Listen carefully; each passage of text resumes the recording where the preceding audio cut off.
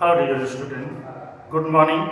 I welcome all of you in my class. Today we will learn about the past tense and its parts. Before this video, I taught you about the present tense and its parts. I hope that you will have understood it very well. If you don't understand it, watch my video again and again so that you can understand it very well. So let us start the video. Before I start the video, I want to request you, please subscribe my channels and share and like my video. So let us start the video. See, tense, past tense. It is the definition of the tense. A verb form which indicates time is called the tense. I taught you in the last video. यहाँ भी आप देख लीजिए, यहाँ पे है tense का definition दिया हुआ है और ये मैंने 3 वाक्य लिखे हैं और इसमें वर्ब के जो है वर्ब के फॉर्म बताए गए हैं।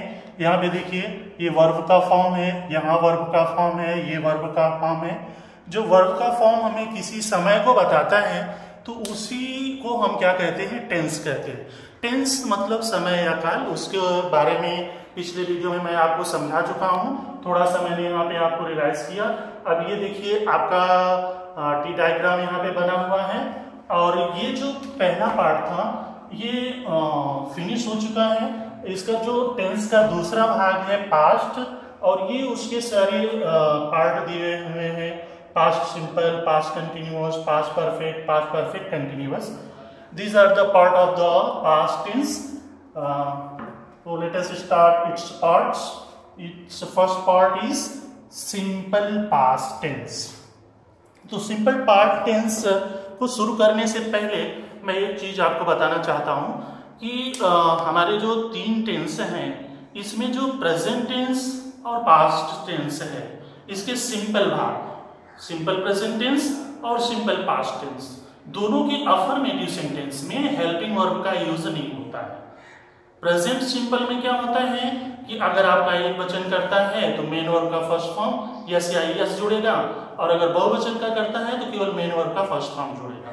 तो यहाँ भी पास्ट सिंपल में आप देखेंगे कि पास्ट सिंपल में भी वर्ब का सेकेंड फॉर्म यूज होता है, और वो सभी कर्ताओं के साथ, चाहे आपका कर्ता एक वचन में हो, सिंगुलर हो या प्लूरल हो, दोनों में होता है।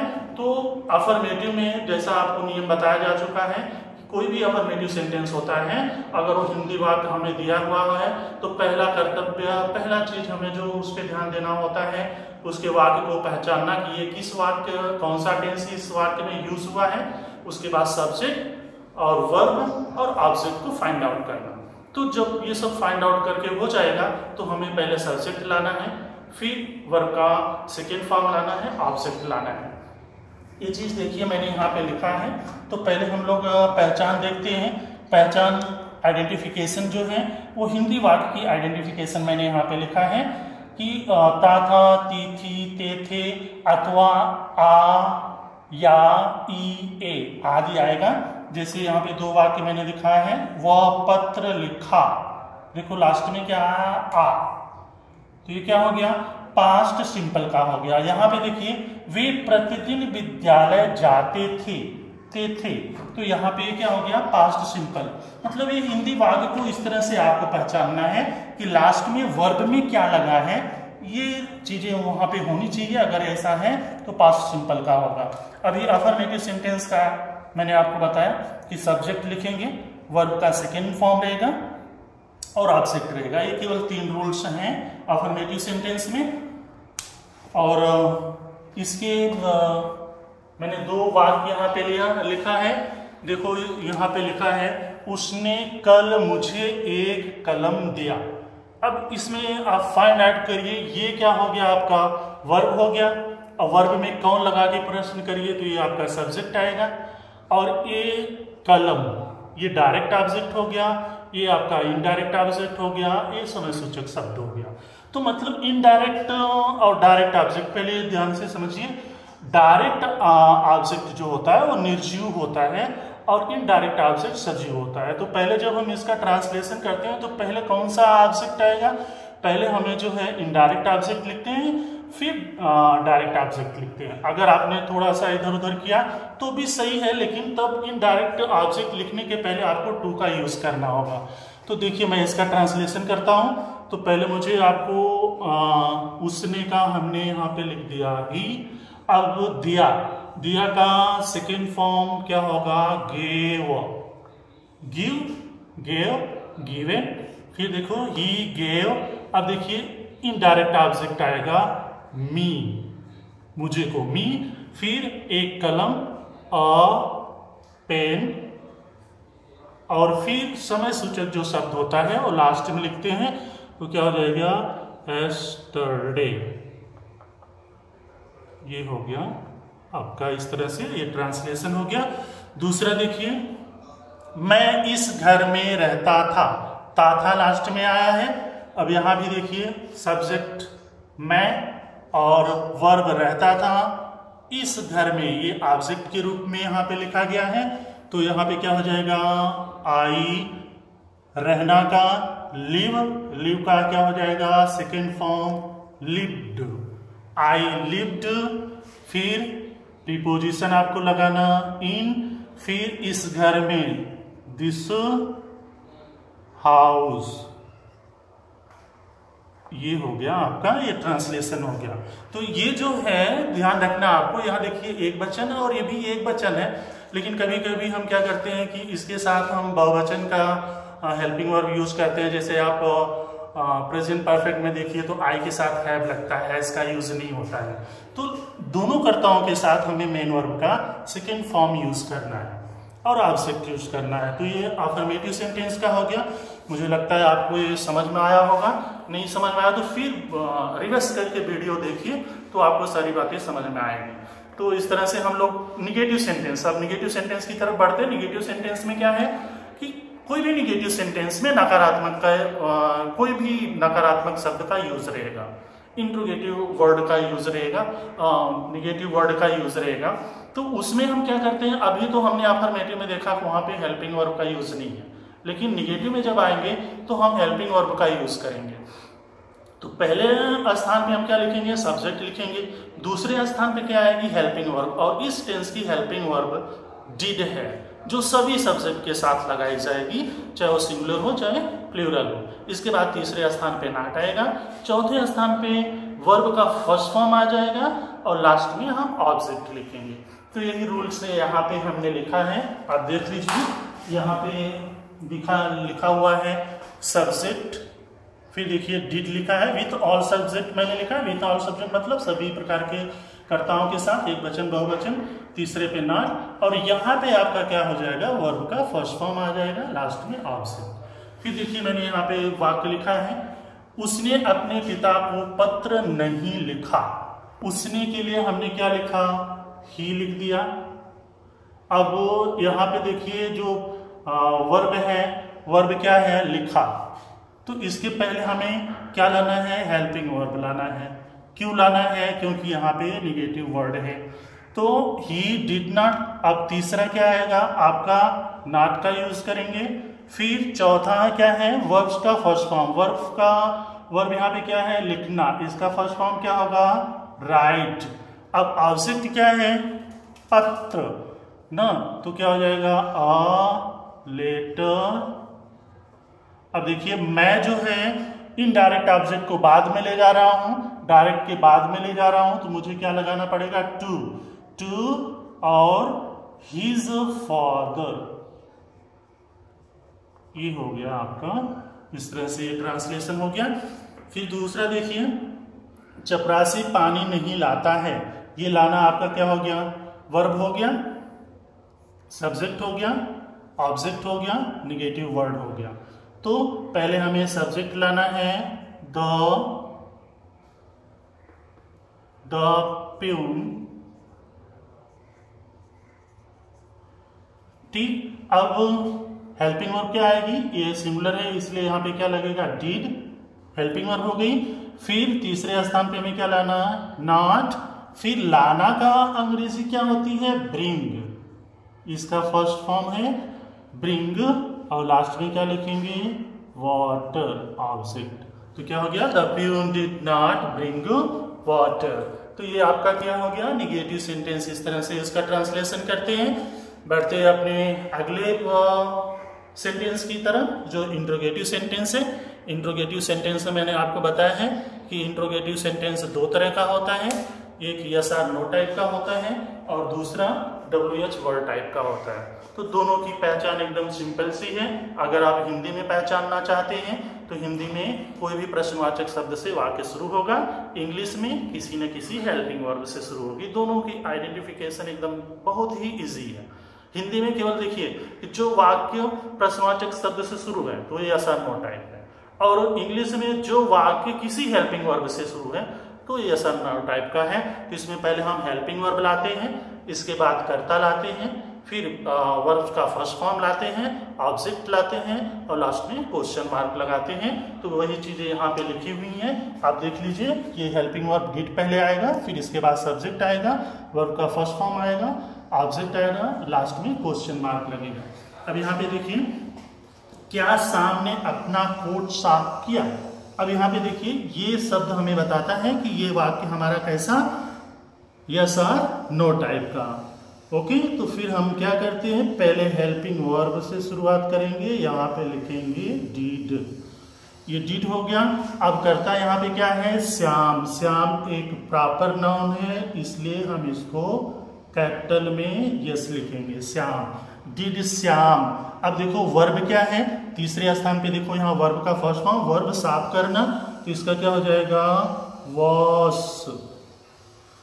डिड श्याम वॉश अपना कोट, ये ऑब्जेक्ट है तो क्या हो जाएगा?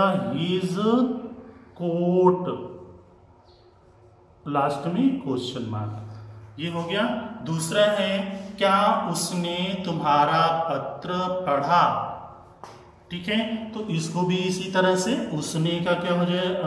करता है ही, लेकिन ये प्रश्नवाचक यस और नो टाइप का है, तो हम पहले क्या लिखेंगे? डिड।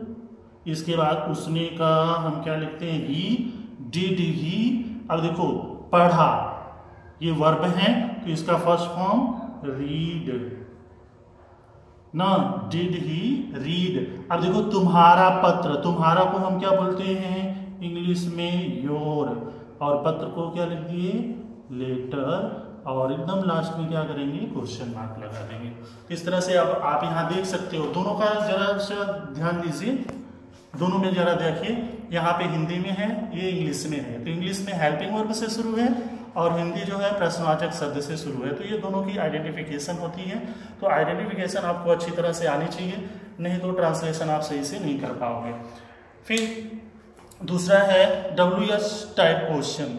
WH टाइप क्वेश्चन बताया गया आपको। WH टाइप क्वेश्चन मतलब जो इंट्रोगेटिव फैमिली है, फैमिली मतलब जितने भी WH वर्ड हैं, अगर वो कर्ता के बाद और क्रिया के पहले वाक्य में कहीं प्रयोग किए गए हैं तो उनको हम WH वर्ड टाइप कहेंगे। ये हिंदी में है।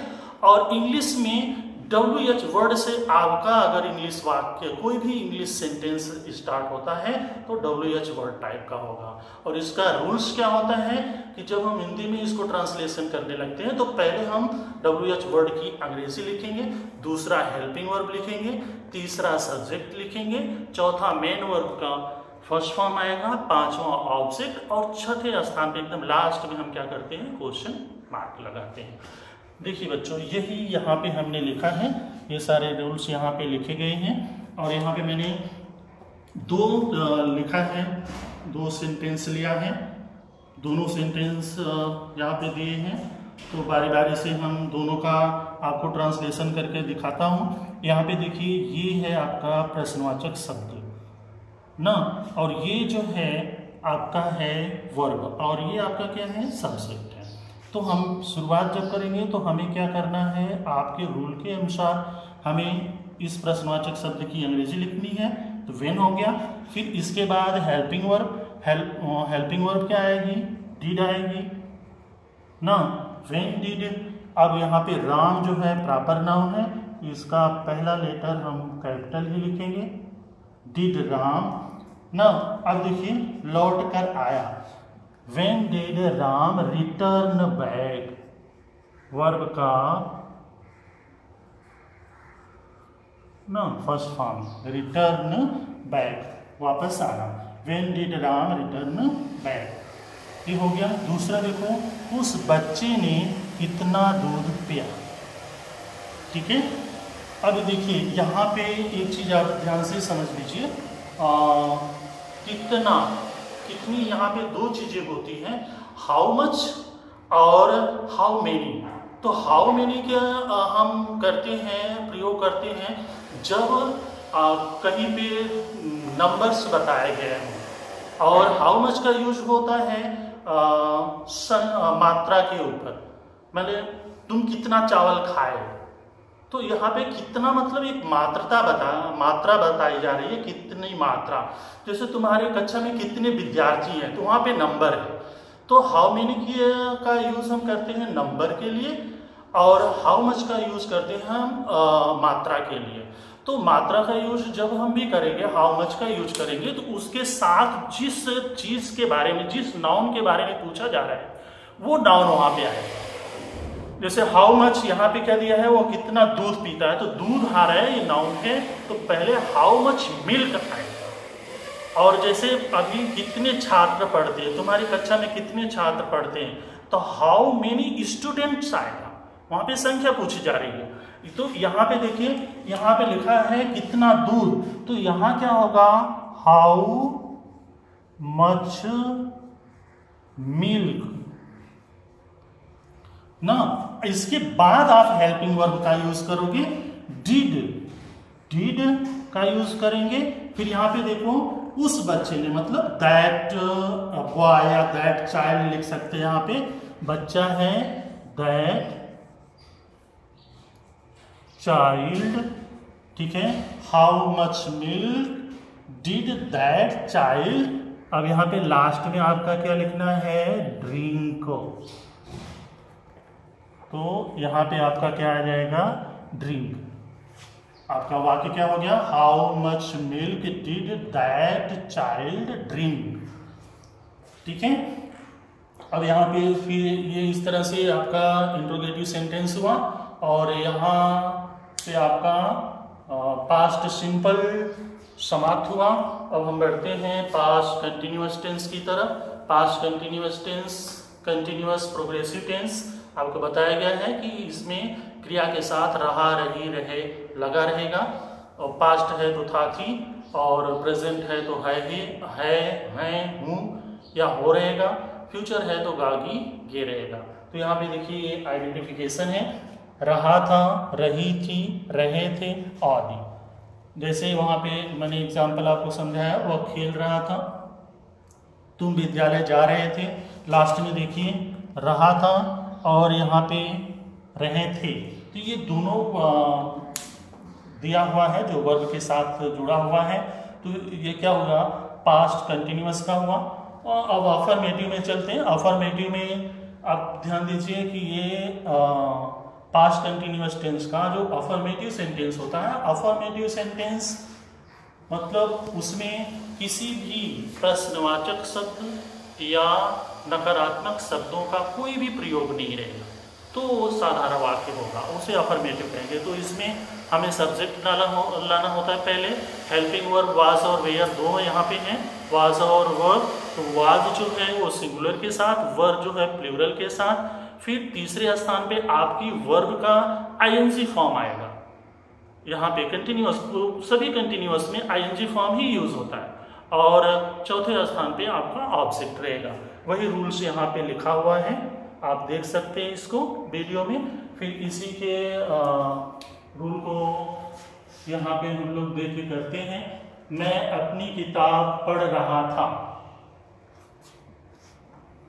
तो इसका ट्रांसलेशन देखिए, उसी के अनुसार हम लोग ट्रांसलेशन करते हैं। मैंने यहाँ पे बताया आपको कि मैं, एक वाक्य है, आई है, आई जो है यहाँ पे आई के साथ वॉज लगेगा, वो आई के साथ वर नहीं लगेगा। पहला सब्जेक्ट आया, दूसरा वाज आ गया। अब यहाँ पे पढ़ना, तो क्या हो जाएगा, रीड, आई वॉज रीडिंग, अपनी किताब, अपनी के लिए पोसेसिव केस का यूज करेंगे तो क्या हो जाएगा, माई बुक। ठीक है, आई के लिए पोसेसिव केस का माई करते हैं तो ये हो गया I was reading my book. दूसरा देखिए, वे मेज पर सो रहे थे। अब यहाँ पे देखिए बहुवचन करता है, बहुवचन करता वे के लिए क्या हो गया, दे। अब इसके साथ हेल्पिंग वर्ब क्या आएगी, वर, वर लगाते हैं बहुवचन कर्ता के साथ। अब फिर यहाँ पे देखिए वर्ब क्या है, सोना, तो सोना का क्या होता है, स्लीप। फिर इसमें हमें क्या जोड़ना, आईएनजी जोड़ना, स्लीपिंग। फिर प्रीपोजिशन है जो स्थिति बता रहे हैं तो उसके लिए हम क्या यूज करते हैं, ऑन द टेबल, ये हो गया। तो they were sleeping on the table, तो ये हो गया आपका अफर्मेटिव सेंटेंस। फिर निगेटिव सेंटेंस की तरफ बढ़ते हैं। इसका प्रेजेंट कंटिन्यूअस का negative sentence, negative sentence same सबका एक ही जैसा, तीसरे स्थान पे नॉट लगेगा, पहले स्थान पे सब्जेक्ट, दूसरे स्थान पे हेल्पिंग वर्ब, तीसरे स्थान पे नॉट, चौथे स्थान पे आपका वर्ब का आईएनजी फॉर्म और पांचवें स्थान पे आपका ऑब्जेक्ट रहेगा। अब देखिए वही चीज यहाँ पे हमने लिखा है, सारी चीजें रूल के अनुसार आप करेंगे तो आपको आसानी होगी। यहाँ पे देखिए मैंने लिखा, धोबी कपड़े नहीं धो रहा था। धोबी को हम क्या बोलते हैं, washerman, the washer, washerman, the washerman. अब देखिए एक वॉशरमैन धोबी एक वचन है तो यहाँ पे क्या लगेगा, वॉज, द वॉशरमैन वॉज। अब देखिए नहीं है तो तीसरे स्थान पे क्या आ जाएगा, नॉट। हमेशा ध्यान रखिए वर्ब, हेल्पिंग वर्ब के तुरंत बाद नॉट का यूज होगा। The washerman was not. अब यहाँ पे देखिए वॉश, धोना, इसी में आईएनजी हमने लगा दिया, वॉशिंग, कपड़े, क्लोथ्स, बहुवचन है तो इसलिए यस जोड़ देंगे यहाँ पे। तो क्या हो गया, the washerman was not washing clothes. ठीक। दूसरा देखिए, लड़के फूल नहीं तोड़ रहे थे। यहाँ पे देखिए लड़के जो है बहुवचन है तो क्या हो गया, पहले हमें सब्जेक्ट लाना है तो क्या हो गया, द बॉयज। ठीक। फिर इसके बाद इसके अनुसार हेल्पिंग वर्ब क्या लगेगी, बहुवचन की हेल्पिंग वर्ब वर्ब। ठीक है। तीसरे स्थान पे हम क्या लगाएंगे, नॉट। चौथे स्थान पे तोड़ना, ये वर्ब है, इसका क्या हो गया, प्लकिंग, प्लकिंग। क्या तोड़ रहे थे, फूल ना, ऑब्जेक्ट है तो हम लास्ट में लिख देंगे ऑब्जेक्ट। तो ये आपका हो गया निगेटिव सेंटेंस का ट्रांसलेशन। इस तरह से निगेटिव सेंटेंस का ट्रांसलेशन होता है। आप इस तरह से अपने मन से भी कोई भी वाक्य लेकर उसको ट्रांसलेशन करने का प्रयास करिए, जैसा भी उस तरह का ध्यान में रख के वैसा अपने मन से आप वाक्य लीजिए और ट्रांसलेशन करिए नियम को देखकर। चलिए फिर चलते हैं इंट्रोगेटिव सेंटेंस की तरफ। इंट्रोगेटिव सेंटेंस से आपको बताया जा चुका है कि इसके रूल्स क्या होते हैं। हेल्पिंग वर्ब वाज और verb, singular, plural, subject, verbs का आईएनजी फॉर्म, ऑब्जेक्ट और लास्ट में क्वेश्चन मार्क। अब ये पहचान भी है, हमने इसको देखा तो ये हमारा यस और नो टाइप का है। क्यों है, क्योंकि प्रश्नवाचक शब्द पहले लगा है तो इसलिए हम पहले क्या लिखेंगे।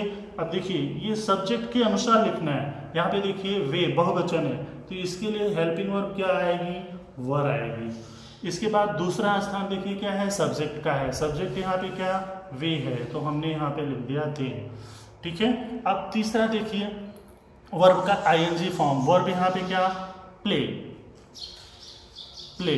फिर हमने यहाँ पे लगा दिया आईएनजी तो क्या हो गया, प्लेइंग ना, वर दे प्लेइंग।